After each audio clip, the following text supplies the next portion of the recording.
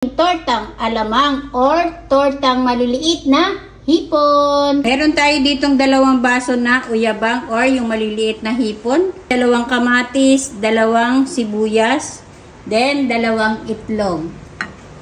Isang tablespoon na oyster sauce, ayan. Dalawang kutsara na cornstarch.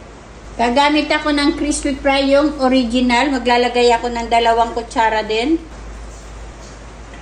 Then, dalawang kutsara din na harina. Then, asin, depende sa inyong panglasa. Then, saka natin i-mix ng mabuti. Binili ko yung ating uyabang or yung ating hipon ng 50 pesos. Mainit na yung ating oil, ilagay na natin. Tigi isang kutsara lang ilalagay ko. Then, i-spread lang yan natin na ganyan para manipis na manipis siya at maging crispy siya kapag naluto na siya. Hintayin lang natin siya na medyo mag-golden brown. Baligtarin na natin. Madali lang itong gawin mga kamamsi. So, okay na to mga kamamsi. Patilian natin. O, diba? Ang crispy niya.